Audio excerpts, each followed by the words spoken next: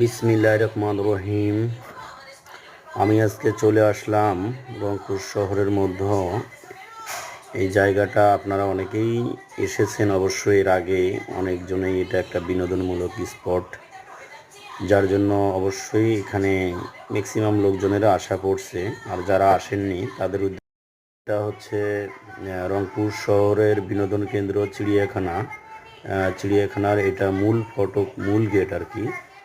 এই মূল গেট থেকেই এই যে আপনার যে রাস্তাটা দেখতে পাচ্ছেন, এই যে দুই ধার দিয়ে ফুলের গাছ লাগানো, একদম এখান থেকে সোজা করে যে রাস্তাটা চলে গেছেন দুই পাশ দিয়ে, চিড়িয়াখানার মেইন গেট থেকে এই রাস্তাটা সোজা চলে আসছে এখানে।